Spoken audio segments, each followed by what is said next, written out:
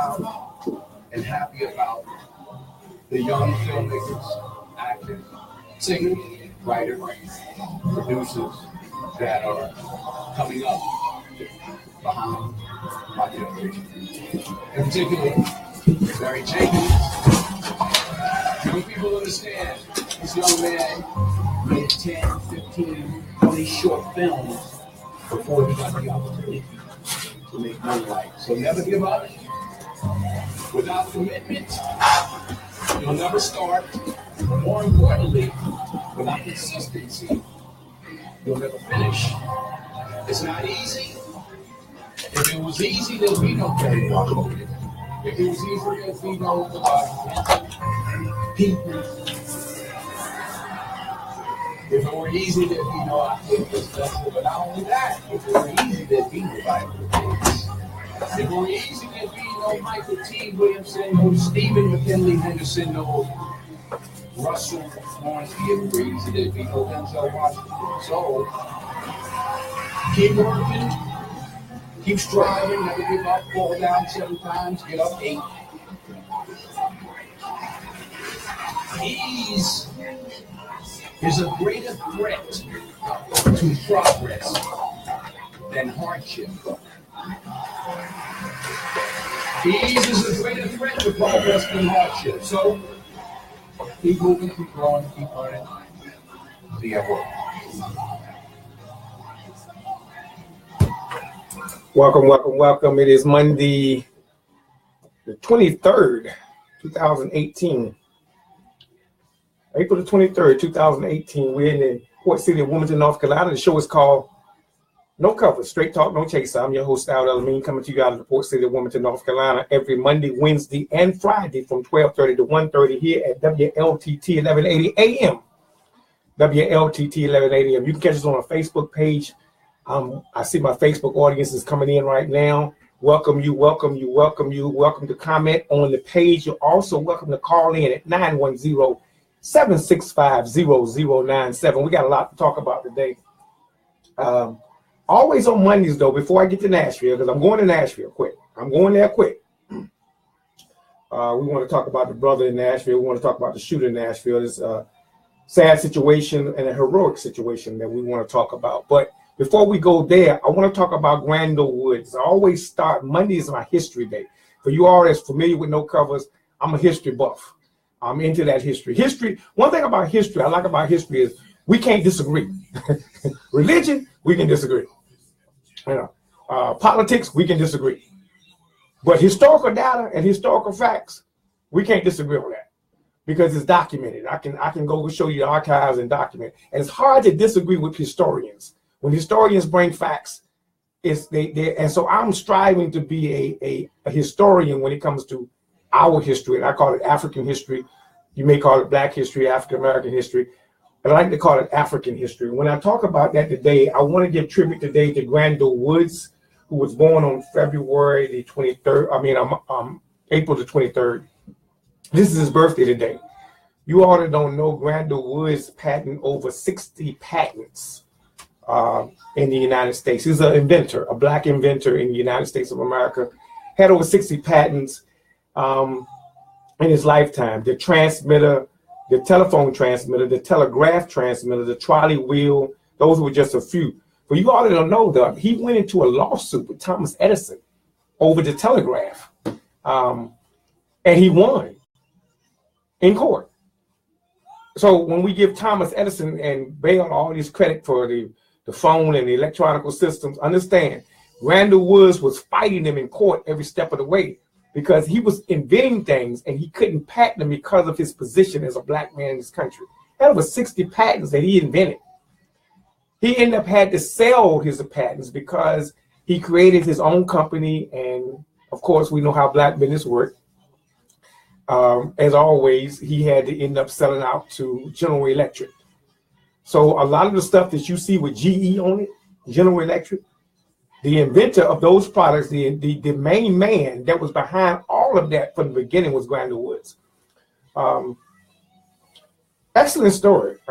Excellent story. You need to go research and make sure your children know that because it shows the ability that we have as a people. That's why I always like to study history. I like to stay with Black history, and I like to teach Black history so much because there's so much history that we have that's been forgotten and shoved to the side and been really pushed out of the way because others have taken credit for our inventions, taken credit for our product production in this country.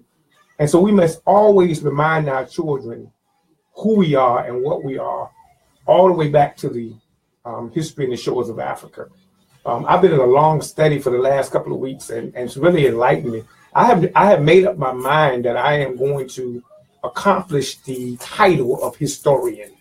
I don't know how to do it other than study. And so I concentrate at least 2 hours a day. I'm studying our history as far back as Timbuktu, Mali. I'm getting books and things sent to me all over the country via internet. You all that want to study history, a lot of times you don't have to pay for it.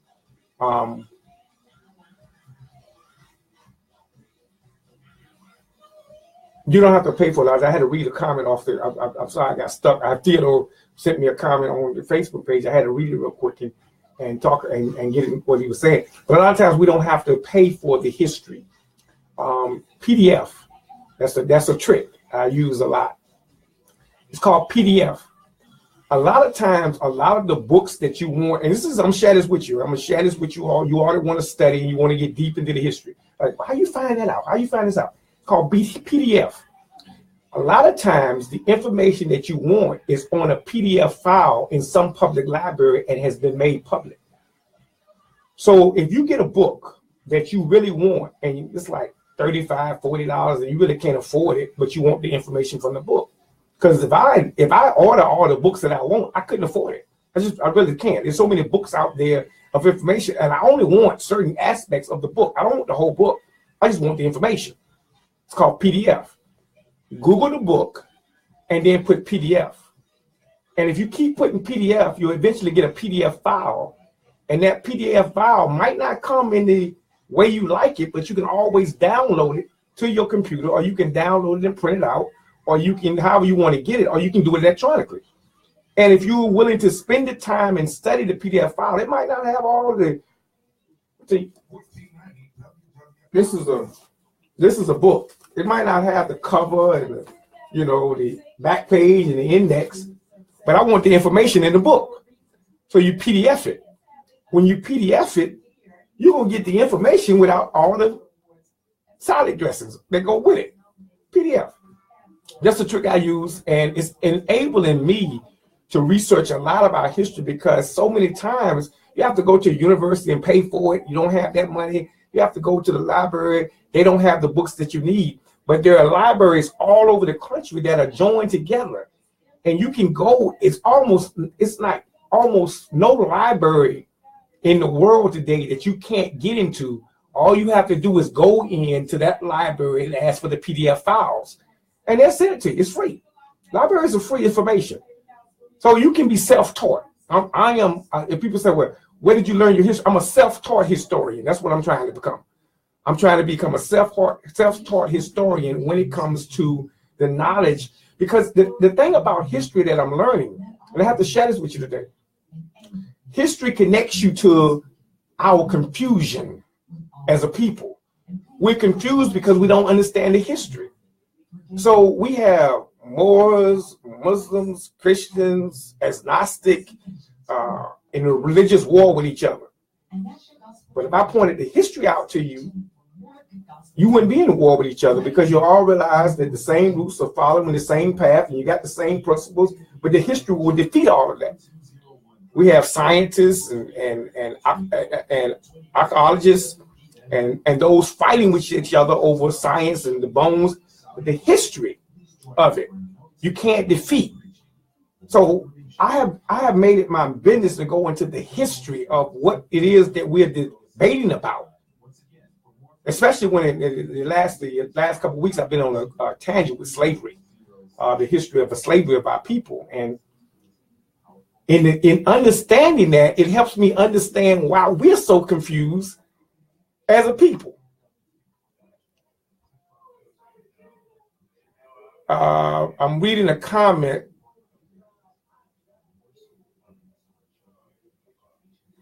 I'm reading the comment. I'm hoping, Mr. Betty, I'm trying to get into that in just a second. So hold that thought, because I think your comments are very valid. So let's go to that. So let me finish up what I was saying. The history allows us to understand each other better, and that's where I'm going with that. The history allows us to deal with each other in the way we need to deal with each other, because we begin to understand. When we begin to understand the languages, when we begin to understand all the tribes in Africa, that's why we're so divided here in America. You thought we were going to come over here and get along? Man, you know how many tribes in Africa that there were before we came into slavery, and how we got into slavery? The whole concept of slavery, how it developed, man, please. This is let's study that history. Nashville, Travis Greeking, is that right? 29 years old, out of Morton, Illinois. Young man, white, Caucasian male, went into the Waffle House with the intent of killing many.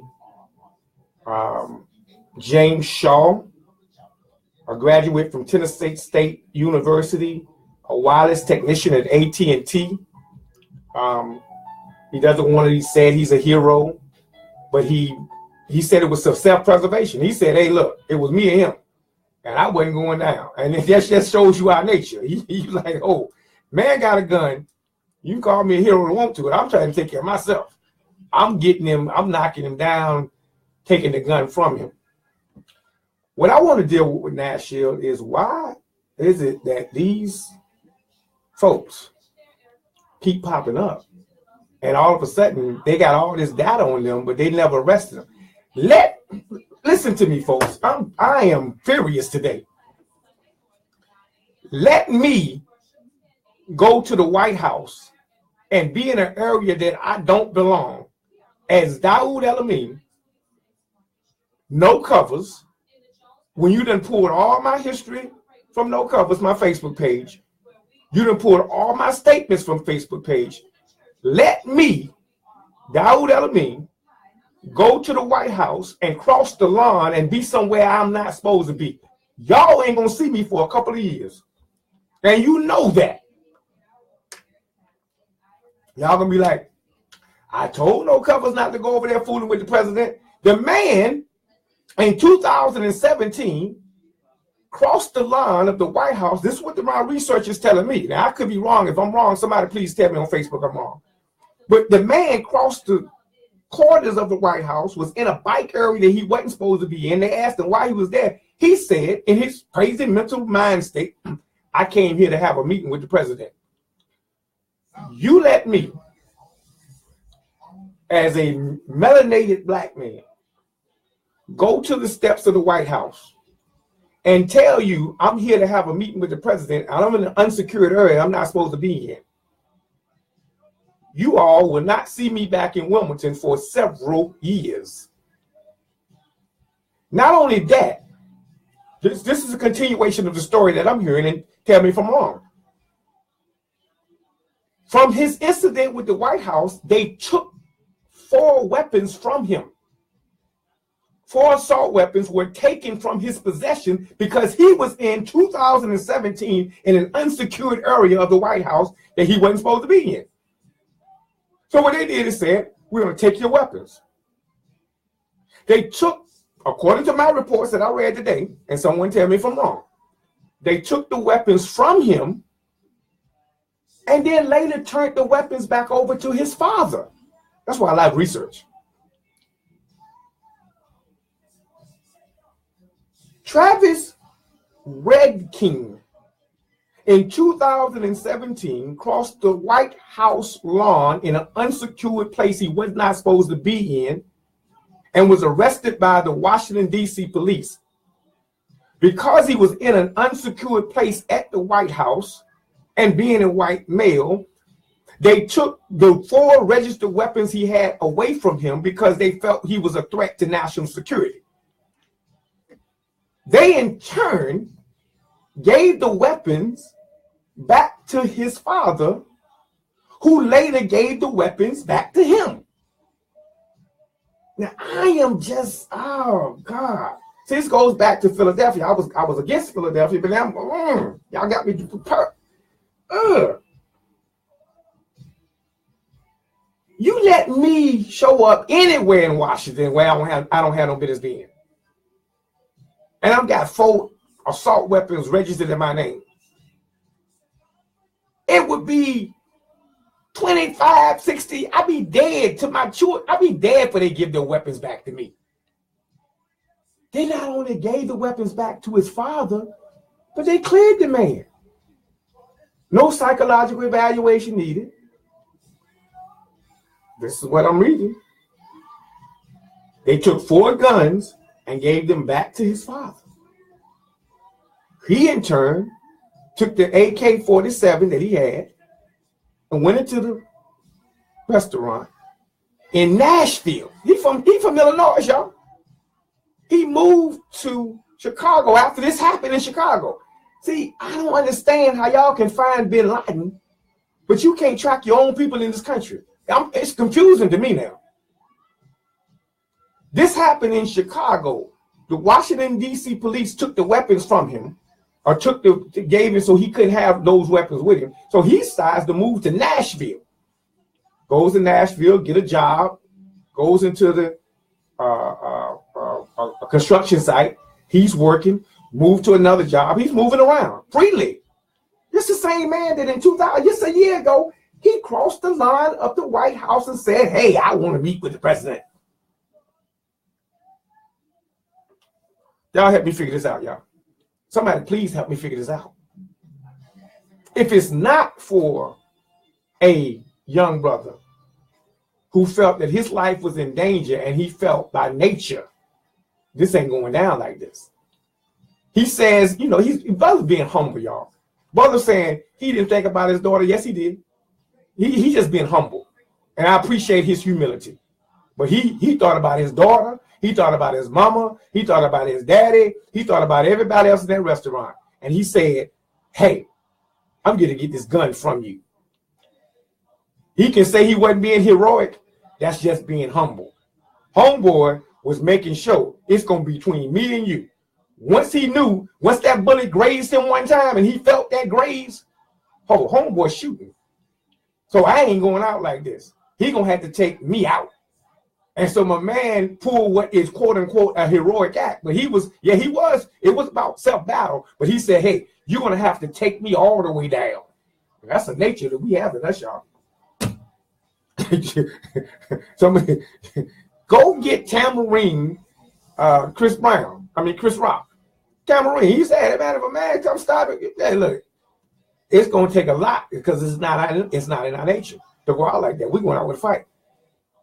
But I'm just trying to figure out how he got there in the first place. That's my complaint this morning. Because I know that it had been any one of us. No, I'm not going to. I went to the White House lawn in 1988 and threw some keys at the South African embassy, and they locked me up within 25 seconds. Yeah, I was with Randall Robinson in 1988. What was it, 88? Yeah, 88. Randall Robinson, 1988.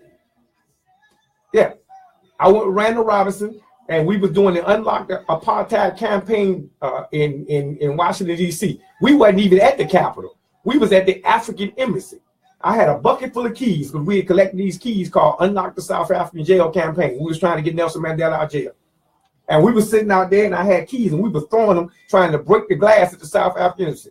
It took about less than, I think I got about 5 keys thrown off before we was in handcuffs in the back of the paddy wagon truck headed downtown D.C. That was 1988. It took them less than a minute. And then the next group came in and they got arrested too. And we had a stage. We had group out the group, but they had it, so we was gonna get arrested. And once we got arrested, that thing followed me for several years. I'm in North Carolina right now because that thing followed me for several years. I didn't know when you get arrested, you go on the United States Secret Service radar. So in Virginia, I got blackballed from job to job to job. I couldn't get a job. I had to leave and go to another state because I was on their radar as a person that was against Nelson Mandela being in. This is 1988. I'm 26 years old. Yeah. So I know how this thing works. They follow you. They track you. But they evidently didn't track Travis Rinkin, 29, from Morton, Illinois. They evidently track him down in Nashville and figure out what he's doing in Nashville. They evidently gave the weapons back to his father, who was in Illinois, who gave them back to his son. They didn't say, hey, no, let's just go and destroy these weapons since we caught you with them and you're not supposed to have them. Why would they give the weapons back to their father? I'm trying to figure this out. Help me, somebody, please. 910-765-0097. That's the call-in number if you want to call in and comment on this, because I'm trying to figure out how Travis Rinkin, 29, was able to walk into a Nashville Waffle House and go to work and do what he had planned to intended to do for a long while. The signs were there. Same signs that was there in Florida. The same signs that's always been there in every case that we've been watching. But why is it when it comes to a certain race of people, we don't recognize those signs? But you let one of us, I can go down the list of folks that have been arrested just on suspicion. I know they track me every day. I know they track some of you every day on suspicion. Just because some of the things you post on Facebook. I can give you the count of many black men who have contacted me and said their count was frozen, or somebody visited them. They had to have an inspection, or somebody came to see them, or they had to have an interview with the police department or Homeland Security. You don't know what's going on here. I gave y'all, let me see if I have it in my bag. I left it on my desk. I left the paper of Black Identity. I gave it to you last week on Black Identity, the new term of Black Identity terrorism. Yeah, that goes on every day where you get a call, a phone call, or a unsuspected ticket or unsuspected charge in court every day because of your activities on Facebook or social media, because they suspect that you may have a ulterior motive. Travis Rinkin made his ulterior motive plain. He said he wanted to go talk to the president in 2017, and we didn't do anything about it. It's amazing to me how we just let it go. We're supposed to just see it as something other than what it is. James Shaw, I applaud you. I'm trying to read the rest of the post, but you are a hero. You not only thought about yourself, you thought about for everybody in the restaurant. Hey, the man was coming, and hey, the man was coming from a frat party at 2:30 in the morning, you know. So, you know what going on a frat party. So he had to have, he probably had some extra adrenaline, but he was there. He was trying to get something to eat. So partying with his friend. They was at a frat party. And then this incident happens. Yes, you are a hero. You don't have to be humble. And I understand why he's trying, and I applaud him for that. He's trying to be humble. He's on the TV today. He's trying to show his humble side. But yeah, you thought about your daughter, you thought about your mother, you thought about your father, you thought about everybody in that restaurant. And you said it's going to be me or him. And you took him out. I mean, you took him out. Got the gun, threw it across the counter. You haven't had any military training. The only thing you knew was the gun was there. You done got hit by it one time. If I let him load back up, he's shooting in his door. Yeah. That's where you was at. So you was making sure, yeah, it was self-preservation. But in that act, you saved many of lives in that restaurant, because he loaded back up. He was gunning them all down. We don't know what his mental state was. We haven't got to that point to figure out what the mental state was. But you did. See, James Shaw Jr., you did what should have already been done. You took a man down who had already displayed the signs of mental health disability, who had already displayed the signs that he was anti-government. He had already displayed the signs with the weapons before that he was going to do something dangerous. That's why they took him from him and then gave him back. There's a whole lot of people losing their jobs this morning, y'all. In Chicago, Illinois, and Washington, D.C., there's a whole lot of people that just lost their job today.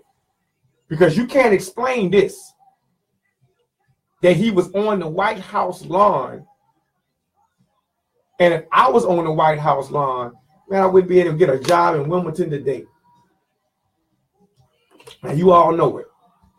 Let me go attack Trump and go tell them I'm coming across the gate. We're gonna have a meeting. And you go pull my page up. And I got things on my they pull the page. You go pull it, my wife did it this morning. So my wife she works for the CIA sometimes, I think she do. But she can pull up stuff that I can't even pull up. Because I didn't know about the story. She brought it to my attention. You know, I'm in study land this weekend. I'm studying Black African history. I'm all the way back to Mali this weekend. I was on a whole nother tip. And then she brought it to my attention and she said, look, I want you to see this. So she brought it to my attention. I researched deep, but she didn't pull it up. By the time I realized she'll pull up your Facebook page in a minute. She pulled up his page and pulled up comments on his page and pulled up things on his page that had already. So I had this information in 2017. I already had the information. If they had that kind of information on me, I know they would have locked me up. Or they would have detained me, or they would have tracked me, but it wasn't no way I was going to be going in Nashville with no AK-47 in my possession. Because when they took them from me the first time, they wasn't going to give them back. 910-765-0097. We're in the studios of WLTT 1180 AM. The show is called No Cover, Straight Talk, No Chaser. We're going to take a break and come right back.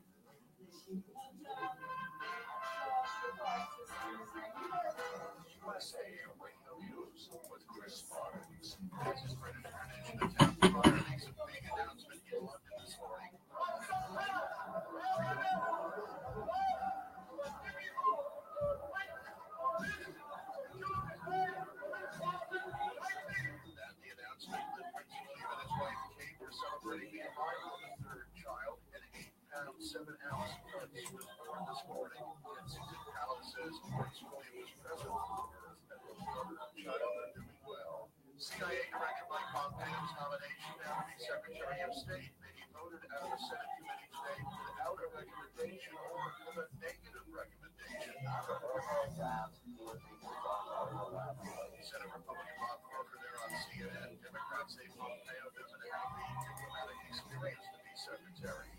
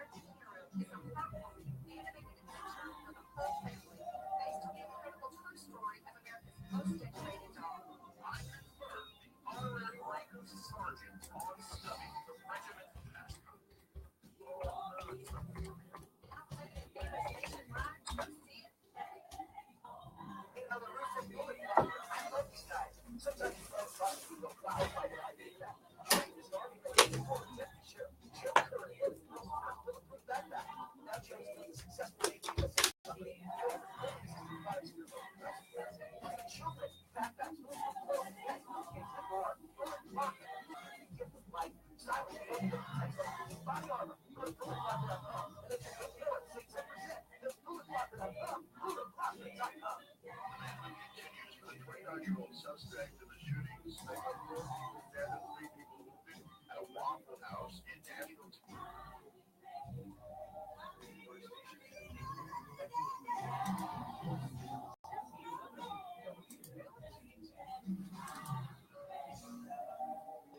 We're back. So sorry that got cut short this morning. I don't know what's going on with that. But we'll work it out some kind of way. We're back into the studios of WLTT 1180 AM. I'm your host, Al Delamean. The show is called Straight Talk, No Chaser. No Covers Live. Straight Talk, No Chaser. We come on every Monday, Wednesday, and Friday from 12:30 till 1:30. I appreciate the listening audience that have given us so much support over the span that we've been here. This short, been about 3 months now. I appreciate the Facebook family that always tune in, and I appreciate those that call in. The call-in number is 910-765-0097. Yeah, I'm going to wrap up today with the rest of Nashville. I talked earlier about Grandel Woods. I want to re-emphasize that at the second half of the hour. Grandel Woods Day, February 23rd, over 60 patents. I want you to do the history on the brother and see how strong we are when it comes to what we are able to do as a community. Now, I'm going back to Nashville, and I'm looking at the media coverage of this situation. I'm going to watch how it drops down. I want you to watch how the media operates, because now we have a strong black male, no problems. I mean, he's 29 years old. He has a daughter. He talks about, we don't know what that relationship is there, but he does seem like he does take care of his daughter, to a certain extent. We don't know that. We're trying to figure out, we'll get all that information. He's a graduate from Tennessee State University. He's a wireless technician. He ain't your normal man, according to their press. I'm going somewhere. See, he's not your normal black male according to what you have put out there and perceived. Yeah, he's normal though, because I got about 6 of them myself. See, he's normal. I got some just like that. You got some just like that. We produce some men like this. They just don't make 6 o'clock news normally. Normally on the 6 o'clock news are those that are not of this caliber, that didn't graduate from college, that didn't graduate and go to homeschool on his own, that are not working a wireless job at AT&T, not working over at the airport, not working for G, not working for Corning, not working for some of the big corporations, Xerox, not working over in Silicon Valley. You don't get those stories of black men in this country on the 6 o'clock news normally. Normally what you get are the stories of those black men that have been arrested, that are incarcerated, that are not paying child support, that are not taking care of their responsibility. Those are the normal stories. So this is an odd story. I'm interested to see how long it continues in the news today. I just got to put that out there, because it's an abnormal story for the news. It's not an abnormal situation. I know a lot of young men in Wilmington that are doing exactly the same thing and would have done the exact same thing had he walked into a Waffle House here in this city, because it would have been about them. I don't want you to think that this is an abnormal situation. Not taken away from who he is. James Shaw Jr., he's a junior. I love them juniors. I got a junior myself called DJ. He's my junior. He's a junior, named after his father. And I'm pretty sure in the days to come, you're going to hear more about his mother and father and how he was raised and how he was up. But I don't want you to think it's abnormal. Because what they normally give us are those, see, they can't ignore this situation. But normally they give us those black men that are not normal. And they make them normal and have us believe that majority of African-American men are behaving in this world in a manner other than self. Know that we have a lot of James Shaws in our community. And I'm just glad this one stood up today or yesterday, and stood up in 2:30 in the evening on a Sunday morning and said, hey, enough. You're not coming in here terrorizing us. You're not coming in here terrorizing this community. You're not going to come. I'm Nashville born, and I'm going to die Nashville born. And you're not going to come in here and just operate any way you want to and destroy my community. He stood up for himself. He stood up for his family. He stood up for the people at the restaurant. He stood up to the employees of the restaurant. And he stood up for his daughter, because he wanted to make sure he got home safe to his daughter. And we got more James Shaw Jr.'s in this world. I got some myself. You got some yourself. You raised them. And so he's just an example of what we have. And I want to make sure we put pressure on the media to make sure that they show that aspect of our community, as well as showing all the negative stuff they always show. All of the time on 6 o'clock, and mug shots and everything else that they can find to show negative about us. I just had to throw that, y'all know me.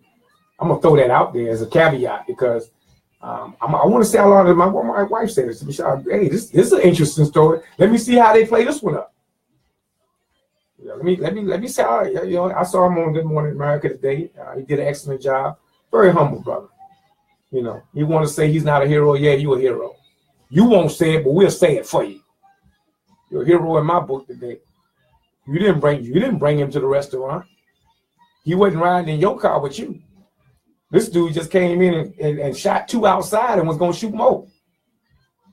At gun jam. And he couldn't get it in fast enough. And you moved fast enough knowing that if he overload that gun again, that's my life. Yeah. Yeah. James Shaw, you're a hero in my book, brother. You saved the lives of many people, and I got to give you that credit. And you might not want to give yourself that credit, but we'll give it to you today. You saved the lives of many people in that restaurant. And the question now, do they bring him in alive or dead? Yeah, I just asked. I mean, the last one that went in Shaw to Shaw. Don't get mad at me for asking the question. But I know you hit me on the box already. Don't get mad at me for asking the question. Are they going to bring him in live or dead?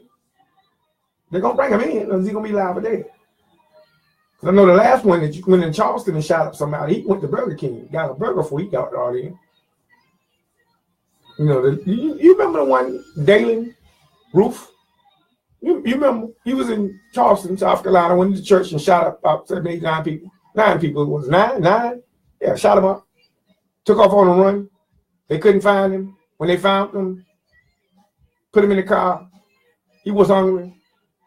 Took him to Burger King, got something to eat. I want you all to remember that one because I want to see how you handle this one. Because I remember the one in Texas that was in the garage and you put the smart bomb in and blew it up. I remember that one. Just asking the questions. Don't get mad at me for asking the question. Y'all know I like to ask direct questions and find out where we stand. I'm just asking the questions. Don't get upset with me. I'm just asking the questions. Yes. I want to see how they bring him in. We'll see. The video, hey, Facebook Live, I love you all for tuning in today. I love your comments. Some of you all are funny. 910-765-0097. I still ask the question. I want to see how they bring him in. Because sometimes I get tired of wasting taxpayers' dollars. I'm sorry. When I know you done something erroneous like this, I ain't got time. Don't let me be on the SWAT team. You wouldn't come in alive. I'm just telling you because I ain't got time to be wasting taxpayers' dollars. Then we got to go through a court case and we got to find out whether you mentally ill and all that. I got to do a whole show one day on the mental health system because I'm seeing more of this and I know where it's coming from. But and the more I point to it, this is more. It's happening more and more. These mental health cases that keep coming up, and why? It's because I go back. I know personally. You put me out of business. I had a mental health company in 2002.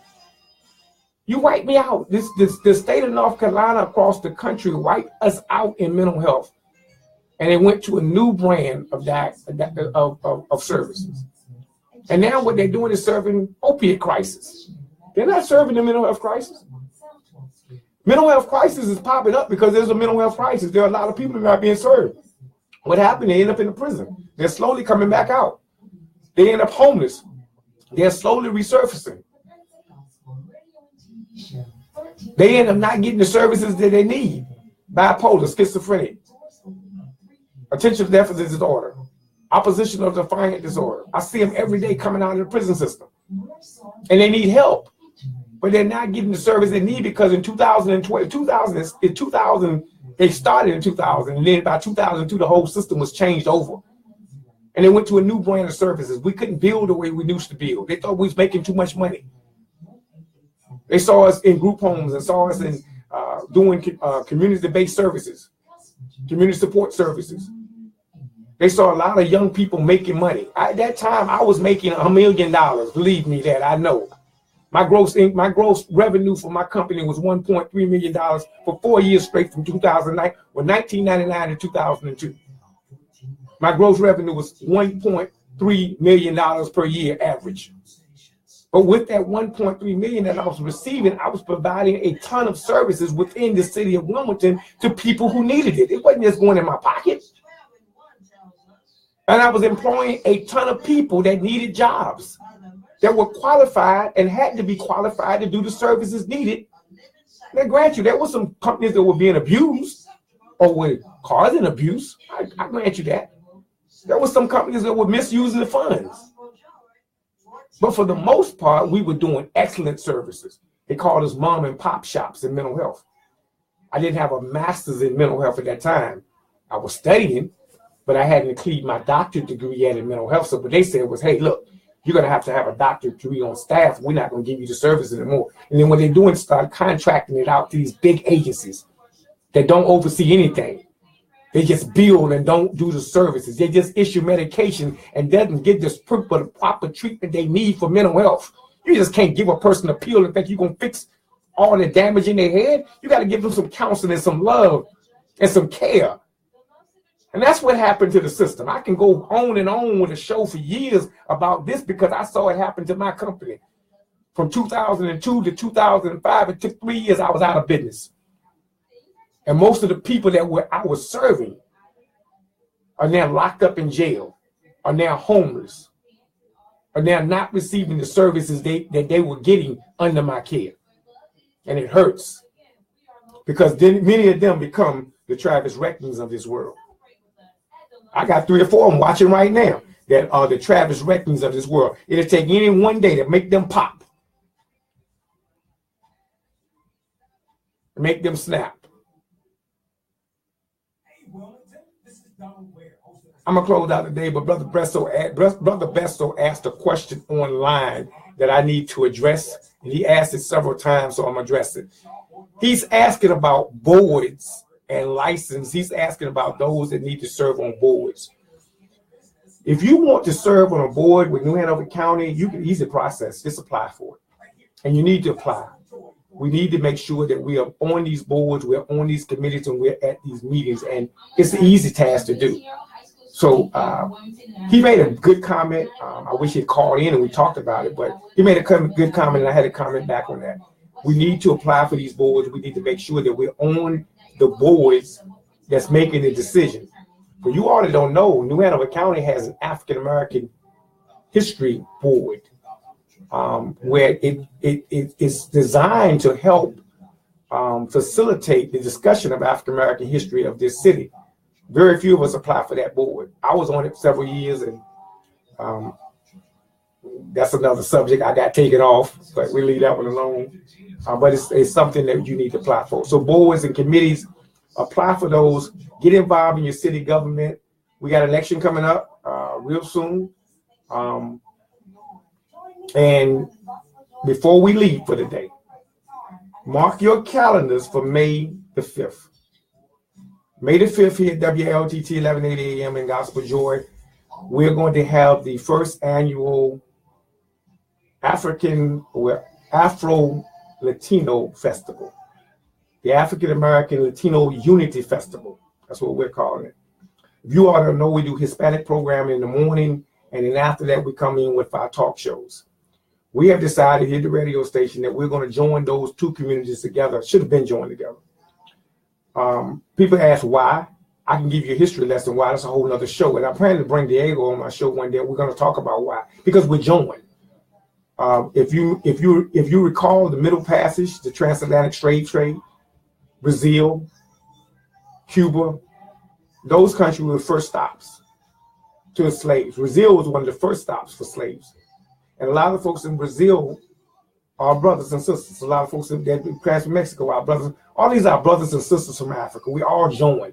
We've just been discombobulated by differences that we don't have. So what we're doing is we're going to start first with the Latino community. We're going to African American Latino Festival here at the city.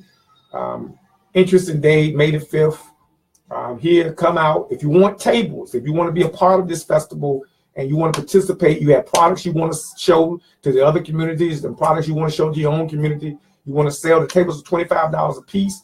You can get a table here at the station at WLTT 1180 AM. Come by the station, inbox me if you want a table. I'll make sure you get in and we'll get you a table and get you reserved for a table. You can do it that way. I get 2 tables this week that I'm already reserved or ready to go. Have a lot of vendors out here. Going to have a lot of fun. Going to have a lot of performers, a lot of bands, a lot of artists. Come out and support the radio station and support the first annual African American Latino Festival here on May the 5th at the stations here at WLTT 1180. You need for more information, just inbox me and call the radio station here at WLTT 1180. Peace and blessings. I enjoyed the conversation today online, as well as those that thought to call in. Peace and blessings.